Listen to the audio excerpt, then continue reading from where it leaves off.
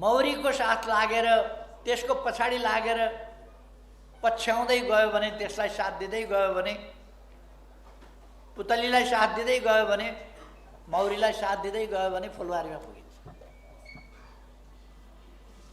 झिँगाका पछाडि लाग्यो र झिँगालाई साथ दिँदै गइयो भने रछ्यानमा वा फोहोरका डुङ्गुरमा पुगिन्छ। भन्दा धेरै मान्छेले मन पराउँदैनन् यो कुरा, धेरैले मन पराउँदैन। तर अहिले नेपालमा, अहिले आजको दिन नेपालमा पार्टी भन्न लायकको पार्टी एउटा हाम्रो पार्टी मात्रै हो। अहिले अर्को पार्टीको कुरा सुन्दै हुनुहुन्छ होला, एउटा के खोल्नु भएको छ अरे उहाँहरूले, 25% हैसियत छैन, 50% चाहियो भनेर उही रोग सुरु। 50% चाहियो, 50-50 उधारो हुँदैन फेरि नगदा नगदा। त्यही रोग फेरि चालु छ। त्यहाँ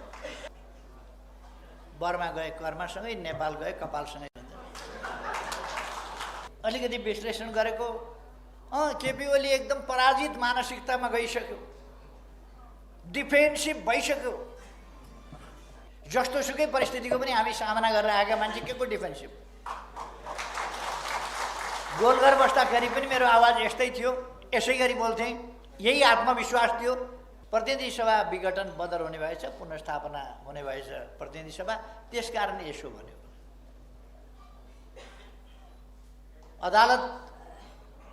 अदालतलाई राम्ररी थाहा छ नि, पुनर्स्थापना भयो भने यहाँ प्रचण्डजी बिचरा, प्रचण्डजी र माधव नेपालजी हल बाँधेर प्रधानमन्त्री खोज्न हिँड्नुहुन्छ। कहिले यसो उत्तरतिर लाग्नुहुन्छ, कहिले यसो दक्षिणतिर लाग्नुहुन्छ। प्रधानमन्त्री भइदिनुहोस् न है, त्यति मानिदिनुहोस् न भन्नुहुन्छ सबैले। प्रधानमन्त्री मानिदिनुहोस् न, उहाँहरूको कुनै चान्स छ? सहयोगको आवश्यकता छ, अनुदानको आवश्यकता होइन। हामीलाई त्यसको प्रबन्ध मिलाइदिने कुराको, संयोजन गरिदिने कुराको, व्यवस्थापन गरिदिने कुराको आवश्यकता छ, दानको आवश्यकता होइन। युवाहरू दानका अपेक्षी हुनु हुँदैन। सरकारले गर्ने रचनात्मक सहयोग, उनीहरूलाई रोजगारीका अवसर दिनु पर्यो। रोजगारी गर्नका लागि सिप विकास, व्यावसायिक तालिम आदिका अवसरहरू दिनु पर्यो। व्यवसाय सिर्जना गर्नका निम्ति स्टार्टअप जस्ता कुराहरू त्यसमा दिनु पर्यो। प्रमाणपत्र धितो राखेर ऋण पाउने स्थिति हुनु पर्यो।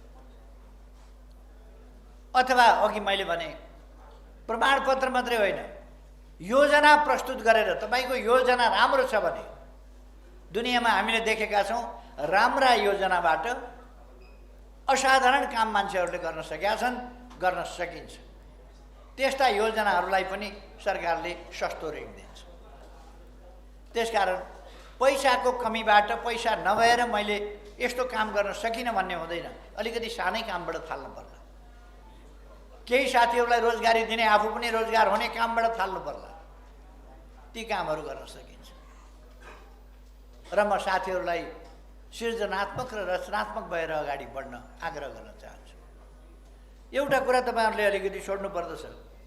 विभिन्न सङ्गठनहरूमा म के सुन्छु भने, कोही रोजगारीमा छ भने, कोही जागिरमा छ भने त्यसलाई सङ्गठनमा जिम्मेवारी नदिने भनेर। त्यसो भएपछि त बेरोजगार रहनु पर्यो, सङ्गठनमा जिम्मेवारी पाउनु त। सङ्गठनमा जिम्मेवारी पाउनका लागि बेरोजगार रहनुपर्ने होइन, सङ्गठनमा कति योगदान गर्न सक्छ, कति सक्रिय हुन सक्छ, त्यसमा हामीले प्रेरित गर्नुपर्छ, सक्रिय बनाउनु पर्दछ, समय निकाल्नुहोस् भन्नुपर्दछ।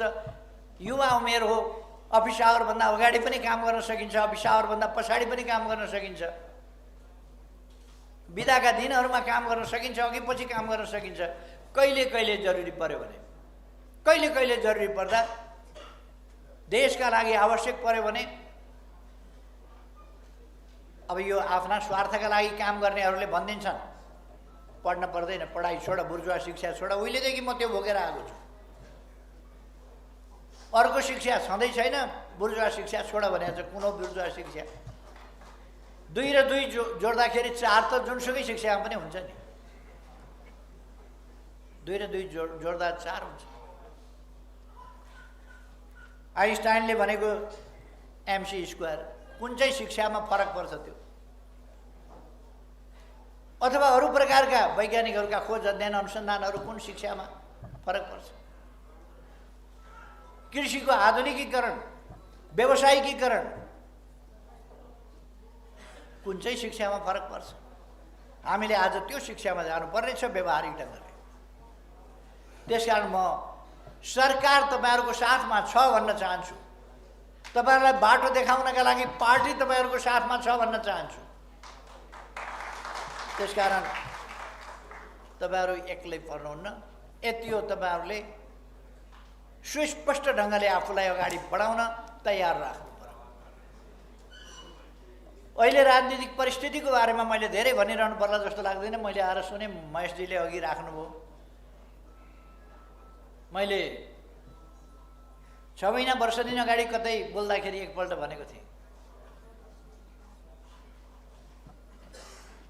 मौरीको साथ लागेर त्यसको पछाडि लागेर पछ्याउँदै गयो भने, त्यसलाई साथ दिँदै गयो भने, पुतलीलाई साथ दिँदै गयो भने, मौरीलाई साथ दिँदै गयो भने फुलबारीमा पुगिन्छ।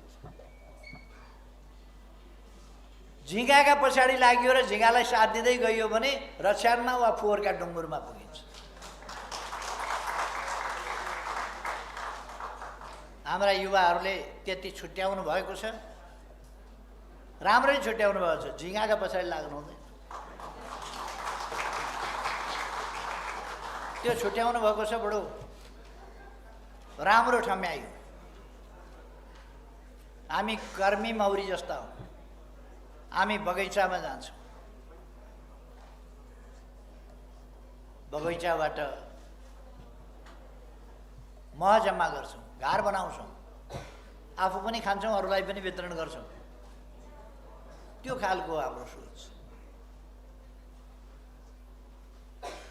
झिँगाका पछाडि लाग्यो भने फोहोरका डुङ्गुरमा पुगिन्छ, फोहोरका डुङ्गुरमा पुगेपछि आफू पनि रोगी भइन्छ, अरूलाई पनि रोग सारिन्छ।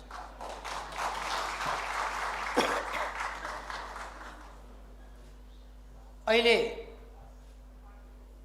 भन्दा धेरै मान्छेले मन पराउँदैनन् यो कुरा, धेरैले मन पराउँदैन।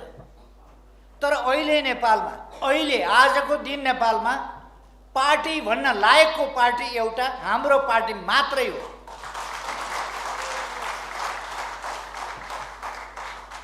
अढाई महिना अगाडिसम्म हाम्रो पार्टी पनि अरू जस्तै थियो, मारामार। अहिले अर्को पार्टीको कुरा सुन्दै हुनुहुन्छ होला, एउटा के खोल्नु भएको छ अरे उहाँहरूले। 25% हैसियत छैन, 50% चाहियो भनेर उही रोग सुरु। 50% चाहियो, 50-50 उधारो हुँदैन फेरि नगदा नगदा। त्यही रोग फेरि चालु छ। त्यहाँ बर्मा गए कर्मसँगै, नेपाल गए कपालसँगै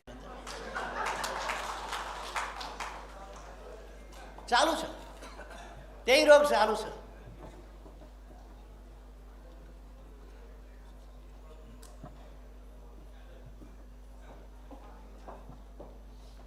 हामी यस्ता रोगहरूबाट मुक्त छौँ।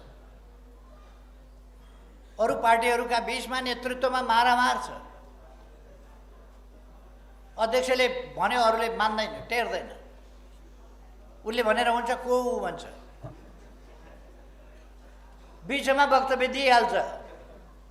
हाम्रोमा पनि त्यस्तो भएको थियो। तपाईँहरूका मुखमा झुन्डिया छ नि, बेला न बेला भेनेजुएला। हाम्रो पार्टीमा पनि चलन थियो, बेला न बेला भेनेजुएला। जति बेला जसलाई मन लाग्छ वक्तव्य दिएको छ, टेलिभिजनमा गएको छ, मन परि बोलेको छ, सरकारको आलोचना गरेको छ, पार्टीको विरोध गरेको छ, नेताको विरोध गरेको छ, पार्टीको नीतिको विरोध गरेको छ, गन्तव्यको विरोध गरेको छ, राम्रो जति देखिन्छ त्यो सबैको विरोध गरेको छ, गुटबन्दीलाई समर्थन गरेको छ, गुटबन्दीलाई बकअप गरेको छ। त्यो खालको स्थिति हाम्रो पार्टीमा पनि थियो। त्यस खालका तत्त्वहरू गएछन्। अहिले पार्टी एकढिक्का छ। पार्टीमा कुनै प्रकारको समस्या छैन। पार्टी एकढिक्का छ। अघि महेशजीले भन्नु एउटा बाबियो भयो भने त्यो त गाई भैँसीले खाइदिन्छ, छरिएको भेट्टायो भने खाइदिन्छ। जब त्यो एकमुष्ट भएर बाटिएर एक सूत्रमा बाँधिन्छ, एक डोरी भएर बाटिन्छ, त्यो जब त्यो एकताबद्ध हुन्छ तब त्यसले आफूलाई खानेहरूलाई त्यसले नियन्त्रण गर्दछ, बाँध्छ। महेशजीले भन्नुभयो त्यही हो। हाम्रो पार्टी एकताबद्ध छ, एक ढिक्का छ, हामी एक ढिक्का छौँ र एक ढिक्का हुँदै जानेछौँ।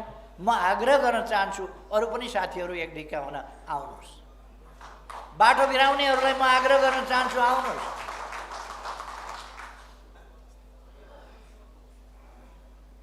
बिचरा प्रचण्डजीको माया लाग्छ मलाई। के खान गएको, कहाँ डुबेर मर्यो भने त्यही।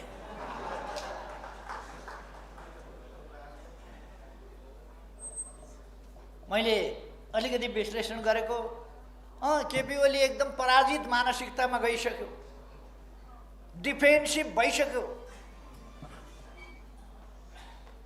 डिफेन्सिभ भइरहने कुरा होइन, जस्तो सुकै परिस्थितिको पनि हामी सामना गरेर आएका मान्छे के को डिफेन्सिभ। गोलघर बस्दाखेरि पनि मेरो आवाज यस्तै थियो, यसै गरी बोल्थेँ, यही आत्मविश्वास थियो।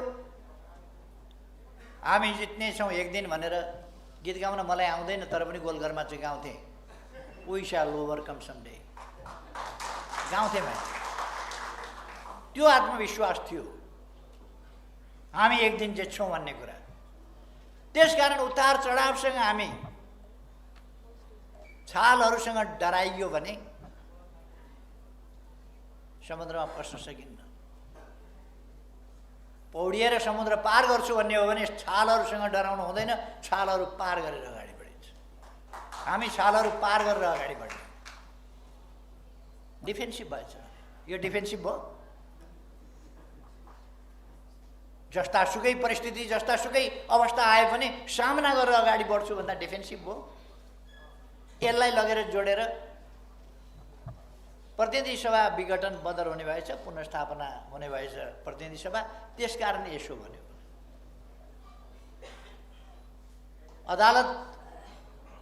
अदालतलाई राम्ररी थाहा छ नि, पुनर्स्थापना भयो भने के हुन्छ अदालतलाई राम्ररी थाहा छैन।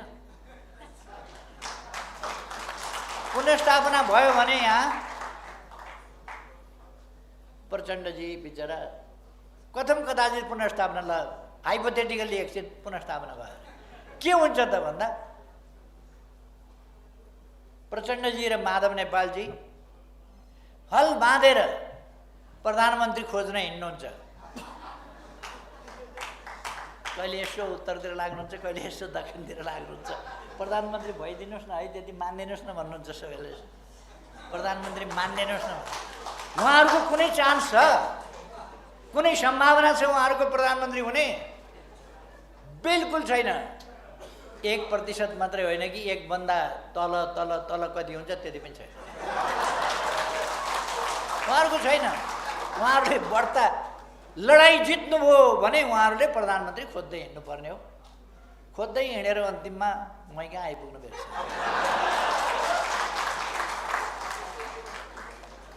अब यी लडाइँ के को लडाइँ लड्दै हुनुहुन्छ उहाँहरू? बहुमतको पार्टी फुटाउने, आफ्नो प्रधानमन्त्री हटाउने अनि प्रधानमन्त्री खोज्न हिँड्ने, त्यही होइन उहाँहरूको प्रयास। त्यस्तो अस्थिरतातर्फ अदालतले जान दिन्छ होला भनेर म कसरी विश्वास गर्छु? त्यो अस्थिरतातर्फ राष्ट्रिय राजनीतिलाई अब कुरा रह्यो संविधानको। संविधानले के भन्छ त? पार्लियामेन्ट्री सिस्टमले के भन्छ? हाम्रा अभ्यासहरूले के भन्छन्? हाम्रो जस्तै सिस्टम भएका देशहरूका अभ्यासले के भन्छ? अर्थात् प्रधानमन्त्रीले, बहुमतको प्रधानमन्त्रीले चलाउने वातावरण रहेन भने संसद विघटन गर्छ। अर्को विकल्प छैन। अर्को विकल्प छैन, किनभने 64% को प्रतिनिधित्व मैले गर्छु। 64%ले सरकार चलाउन्न भनेपछि 36%ले बहुमत पुर्याउँछ त कहिले? कतिपल्ट गन्दा 36%? 36 जना मान्छे गन्यो भने कतिपल्ट गन्दा 37 हुन्छ? 37 त हुनेवाला छ। त्यसर्थ यो कुनै भ्रममा पर्नुपर्ने आवश्यकता छैन। अगाडि बढौँ। समयमा चुनाव हुन्छ। सूर्य चिन्ह कसले पाउँछ? कुन सा ठुलो कुरा हो? कुन सा नयाँ कुरा हो? 47 सालमा सूर्य चिन्ह मैले लगेर निर्वाचन आयोगमा दर्ता गरेर अहिलेसम्म म लडिराखेको छु। प्रचण्डजी एकपल्ट पनि सूर्य चिन्हबाट लड्नु भएको छैन। उहाँ सूर्य चिन्हबाट लड्नै भएको छैन। सूर्य चिन्ह मान्नसम्म मान्नुभएको थियो। यो पार्टीमा आएर फर्केर जानुभयो पेरिस डाँडा। अब उहाँको चिन्ह के हो अब भनिरहनुपर्छ। जसले सूर्य चिन्हमा कहिल्यै लड्नु भएको छैन। धेरै लम्बा चौडा बुद्धि ख्याउनु पर्ने के कुरा छ त्यसमा? सोझो हिसाब छ। तपाईँहरू एकदम आत्मविश्वासका साथ अगाडि बढ्नुहोस्। साथीहरूलाई सम्झाउनुहोस्, ल्याउनुहोस्। अब देश ठिक बाटोमा अगाडि बढ्छ, ठिक बाटोमा अगाडि जानेछ। लोकतन्त्र तलमाथि पर्न दिँदैन, संविधान तलमाथि पर्न दिँदैन, हामीले रोजेर ल्याएको प्रणाली तलमाथि पर्न दिँदैन र यसलाई सुदृढ गर्दै समृद्ध बनाउँदै अगाडि बढाइनेछ। यस निर्वाचनले यस दिशामा महत्त्वपूर्ण एउटा निर्णायक मोडको रूपमा काम गर्नेछ। म तपाईँहरूलाई त्यति ढुक्कले भन्न चाहन्छु। तपाईँहरूलाई जानकारी छँदैछ, अघि भर्खर केक काटियो। मैले एउटा उपहार पनि पाएँ। मेरो जन्मदिन आज खुसीको भन्ने कि दुःखको भन्ने के भन्ने। 69 वर्ष पुरा गरेर 70मा लाग्यो। अब के खुसीको दिन भन्ने? 70 वर्ष लाग्यो, के खुसी हो? 80 पुग्न 10 वर्ष बाँकी छ, के खुसी भन्नु? 21 वर्षमा 90 वर्ष पुग्छु। 21 वर्ष के खुसी भन्ने? तर बाँचिएकै छ, स्वास्थ्य राम्रै छ, यो खुसीकै कुरा भन्नु पर्यो। फेरि मेरो जन्मदिनलाई यहाँहरूले बडो उत्सवको रूपमा मनाउनु भएको छ। यसका निम्ति म तपाईँहरू सबैप्रति धन्यवाद ज्ञापन गर्नसँगै आभार व्यक्त गर्दछु। तपाईँहरूको स्नेह, मैले अस्ति जुङ्गा अलिक कालो हुँदै गएको छ भनेको थिएँ। केले जुङ्गा अलिक कालो हुँदै गएको भन्दा तपाईँहरूको समर्थन, तपाईँहरूको शुभकामना, तपाईँहरूको आशीर्वादले 18 घन्टा कम्तीमा काम गर्छु अहिले पनि, तपाईँहरूको आशीर्वादले। युवाको आशीर्वाद भएपछि युवा भएर आउँदो रहेछ क्या। युवा भएर मलाई पनि युवा जस्तो भइरहेछ। तपाईँहरूलाई थाहै होला, म युवा सङ्घको आजीवन सदस्य छु। थाहा छ होइन त? बुढो हुन मिल्दैन। जो युवा सङ्घको आजीवन सदस्य छ उसले बुढो हुन मिल्यो? त्यसो भएर आज यो विशेष दिनमा म तपाईँहरूलाई धन्यवाद भन्न चाहन्छु। तपाईँहरूको स्नेहलाई धन्यवाद भन्न चाहन्छु। कार्यक्रमहरू आज थुप्रो छन्। फेरि ससाना बालबालिकाहरू पर्खेर बसेका छन् अघि नै देखि। त्यसकारण मैले ती कलिला बालबालिकाहरूलाई धेरै समय पर्खाउनु वाञ्छनीय हुँदैन। त्यसकारण आज म अरू धेरै कुराहरू यहाँहरूका बिचमा राख्न असमर्थ छु। मसँग समय भएन। म तपाईँहरूको यो बैठक फेरि पनि सफल होस् भन्ने चाहन्छु। बैठक सफल होस् भव्यताका साथ र अब हाम्रो पार्टी, हाम्रा जनवर्गीय, पेसागत, सामुदायिक कुनै पनि सङ्गठन, कुनै पनि तहका सङ्गठन गुटबन्दी, फाटो, अनेकता, तछाड मछाड, लुच्चाचुडी, यो प्रचण्ड माधव नेपाल समूह हो र त्यस्तो हुन्छ?